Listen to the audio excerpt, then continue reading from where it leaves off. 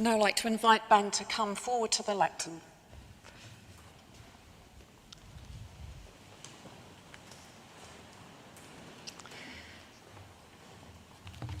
It's a good opportunity to remind all of you here a little bit about the Ministry Experience Scheme before we hear from Ben. The Ministry Experience Scheme is a national scheme, and over half the dioceses in the Church of England are running Ministry Experience schemes. So we're one of many. There's even a scheme in the Diocese of Europe. I'm not quite sure how they manage that, but I'm sure they offer a very good opportunity to young people, particularly those who are gifted in languages. The Ministry Experience Scheme is an opportunity for young people between the ages of 18 and 30 to explore their vocation. Every Christian has a vocation. We all have a call from God. And the Ministry Experience Scheme is designed to give young people a space, a year, to reflect on what God might be calling them to do. Now, many young people come thinking that they are called to some kind of ministry within the church, but there are other examples, and I thought it would be helpful to share one with you. It was from the Diocese, I think it's the Diocese of Northampton.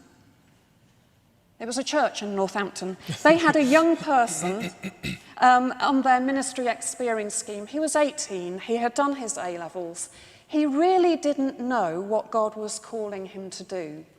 So he joined a church for a year, and during the year, in his first couple of months, he was taken to visit a mental hospital, a secure unit, and he found it absolutely fascinating.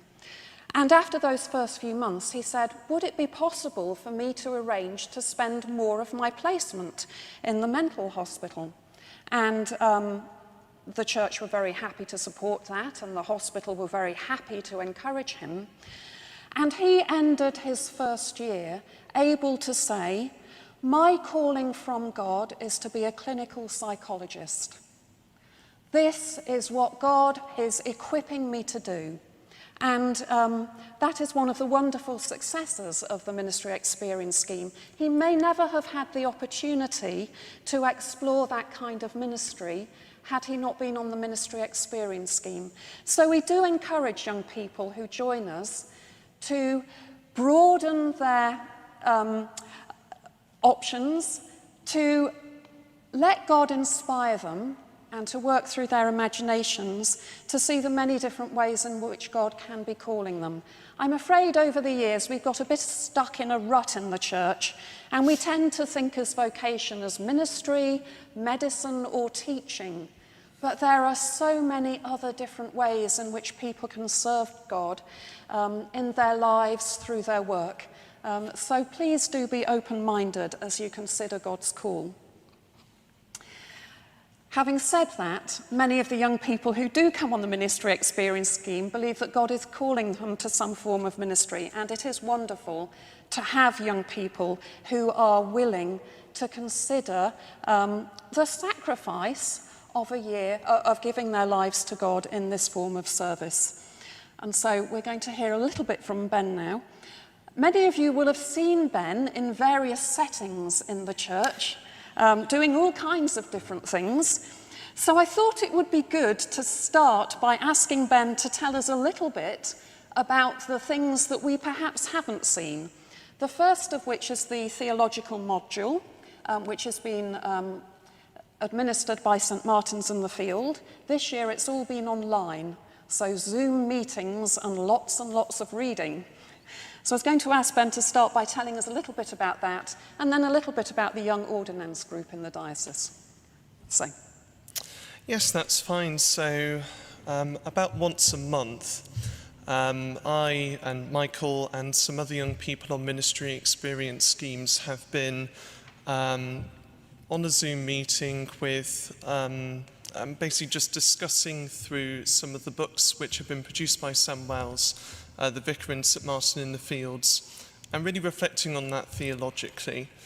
It's been quite varied, difficult sometimes doing it on Zoom, but I think it's a really good space to grow our theological development, which we can then apply back to some of the practical ministry things which we do in the church. And it's also a good opportunity to journey through the process of discernment and of doing a ministry experience scheme with other people in the same boat as you. I think both elements have been really useful and good to do. What do you think are the key theological insights that the study has given you?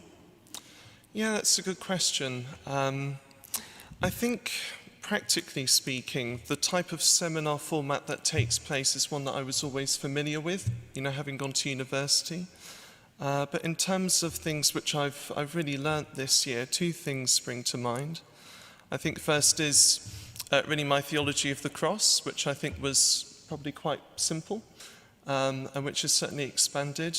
I think now I realise that there's so much more depth to it, having gone into that in a big way, in terms of Jesus drawing us into closer relationship with God through that.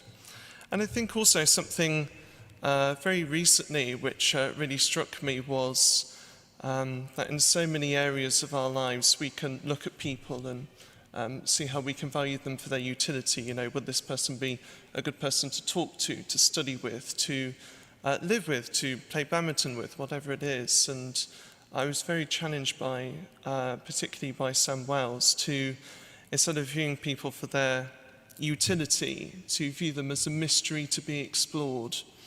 And that can often be a lot more interesting in terms of the depth of conversation and relationship you can get to with people. Congratulations. I saw a comment on Twitter yesterday. Sam Wells has written lots of books, and his big thing is being with. And someone commented on Twitter, has anyone ever made more use of two words than Sam Wells with being with? And you managed to do that without using the two words being with. Yes. So.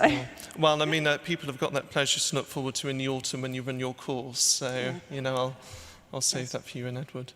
Yes. There's a 10-week course called Being With, which we're going to be trialling at Mancroft in the autumn.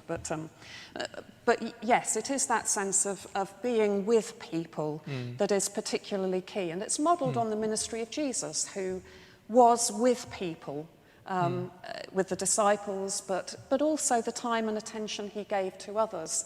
And that, of course, has been really challenging this last year, because of the constraints imposed by the pandemic. It's very hard to be physically with people. And we're going to come on to a little bit about how you've helped us to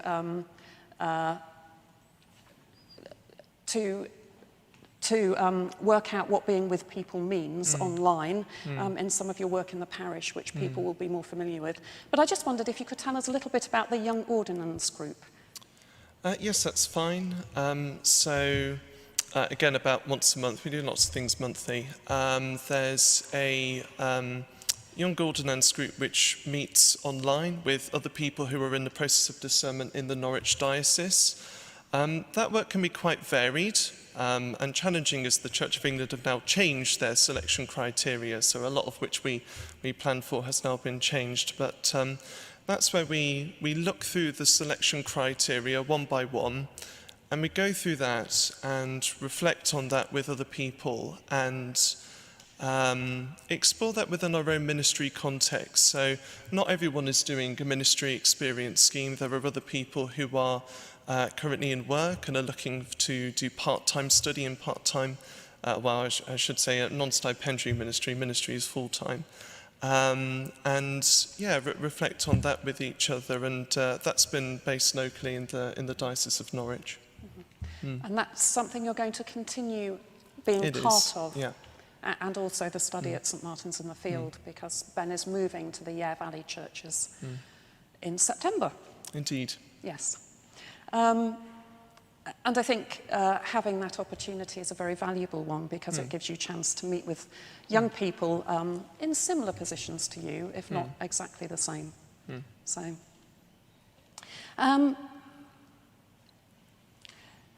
So I was going to start by asking you to tell us what's been good about this year. which is a wide question. Don't take too long thinking about it. No, it's fine. I'm just terrified I'll miss something out.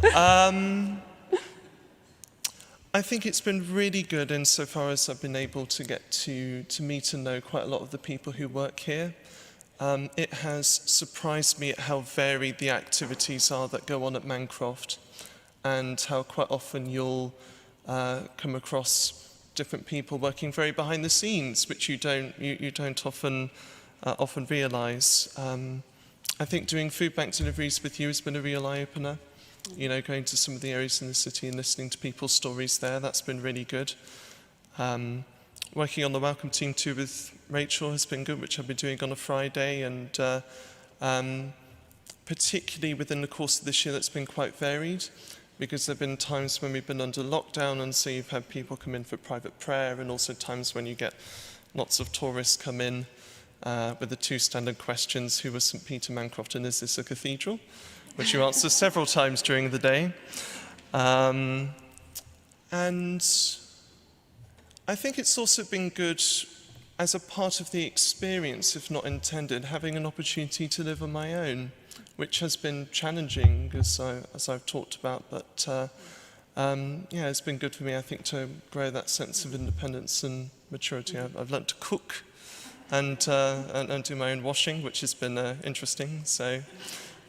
Yes, but quite rewarding in other ways. Like I was asked for the first time a few weeks ago to look after someone's pet in my own right, which is quite nice that you sort of reach that stage.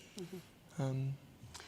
What Ben hasn't told you is his heroic contribution to food bank deliveries when he had to jump start my car on a hill, which was.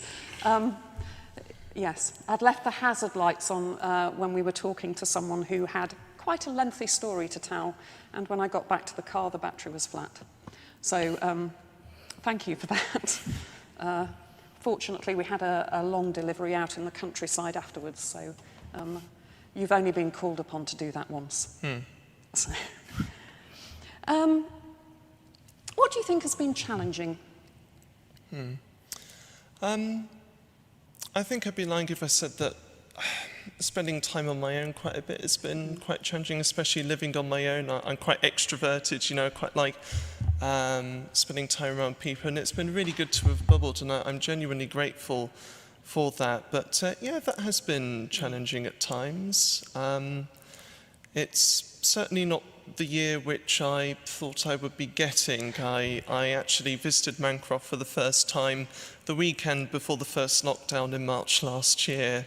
So the types of conversations we've been having about what we've been doing have been different. So the type of activities I'd hoped to be involved in some cases haven't been able to materialise. I'd hoped to do a placement in a school, for instance, which never came to fruition, sadly. And, there have been limits because of COVID on what you've been able to do in terms of social interaction. But that hasn't mean that I haven't been able to do ministry in other ways. Yeah. So, do you want to offer some reflections? You have just done a placement at St. Stephen's, which is our neighbour just, stone's throw away. Not that we would throw stones, of course. Just tell us a little bit about what you got up to there, so people have got a sense of. Yeah, so for those of you who don't know, St. Stephen's is the church just over the road on the way, and in my naivety I thought it being a large city centre church it would be quite similar, and it turned out to be completely different. Their ministry is really centred around the work which they do in their community cafe. They run a cafe during the week, which is designed to be, I think, outward-facing, not only to the community, but also those who might be mentally challenged and who might not have a lot in the way of finances, to give them an opportunity to come in and have someone to talk to and listen to them and get food at a cheap price. And I was really challenged actually throughout that experience when I realised that actually the community cafe is also for those who volunteer as well as those who attend. So There have been a number of people who've got low self-confidence issues, who I worked with and who've used that as an opportunity to kind of build a sense of self-esteem, which has been really good.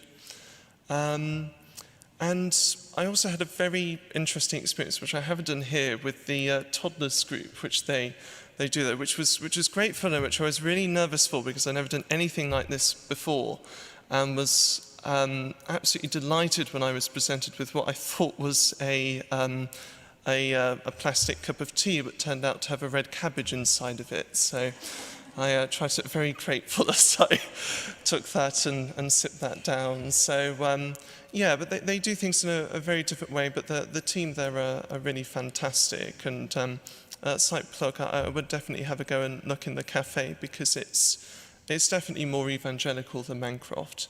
They do ministry in a different way, but it was interesting to get that variety of experience, I think. Yeah. So would you like to tell us a little bit about the being with aspect of ministry that you've explored here through the Ministry of Fun and through the study groups and the coffee morning? Yeah, sure. So so Sam Wells's big thing, if you like, is focused around being with. And within that, a sense in which we can't just consider ministry as things which we do for other people, but that it's about spending time with them, in their presence, enjoying them. And I think if there was an overarching theme between the three things, as you mentioned, which I focused on, it's that sense in which sometimes ministry is about just listening and enjoying their presence. And one thing which I've really learned from you and from Edward and from others on the ministry team is to, when you're spending time playing with someone, like a Ministry of Fun or in a study group, to not have one eye on the watch and be very keen to rush off and do something else, but taking the time to really listen and be with someone, not just do an activity with them. And I've really I feel grown in that, in seeing that as a really positive model of doing ministry, which is very much a cost to you quite often, but it can be quite rewarding at the same time. I think it's worth pointing out as well that for us at Mancroft, that has actually been pioneering, in that we had never done any online study groups at all, or the coffee morning. So, so being able to give Ben that to run with has been really helpful for us, in terms of just letting you run those. And and I would just say, particularly with the online study groups, it's been fascinating for me, some of the courses I've run before, but the contributions and the depth of insight people can have can be absolutely fantastic. We ran a Lent course, which some of you may have been involved with, which Edward led. And as a part of that, there were paintings at the end of each session, all depicting the same scene. In this case, it was the prodigal son. And I was amazed at how I could spend an hour that day kind of looking at that and thinking about that and reading into it a lot of depth, and then being absolutely blown away by someone's insight there, which hadn't occurred to me at all. And so that's been very, very good to do, very rewarding. Thank you. What do you think you'll take away with you from this year?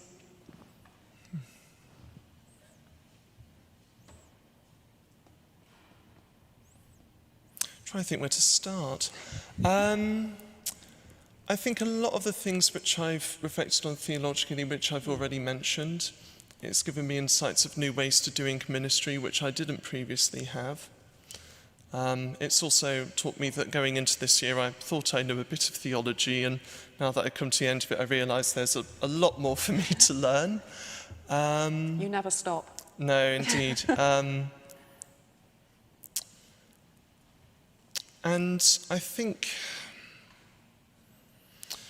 really within my experiences of being with ministry and also spending time on my own, a kind of, I think a greater sense of empathy as well for people who might find themselves in that situation too.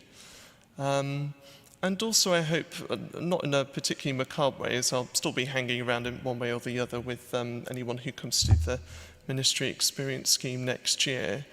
Hopefully taking with me some of the friendships I've made and people I've got to know, and hopefully that won't be something I'll be kind of leaving by the wayside, but that has been a positive side of the year which I hope to take with me on my journey on the way forward. Okay. I'm going to let you have the last word. We're going to say thank you properly at the end of the service, but is there anything you'd like to say to finish with? Yeah, I'd just like to say a huge thank you really to all of you who've been such a blessing to me this year.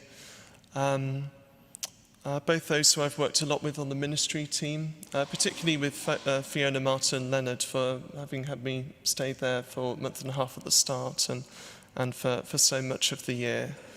And I think also to say that I hope to stay in touch, and I'll definitely be keeping all of you in my prayers. It's been an incredible year. And something which has challenged me but also allowed me to grow, and you're all very much in my thanks. You've all got very much my thanks for that, and you'll all be in my prayers. So thank you all for what's been such a blessed year. Thank you. Thank you.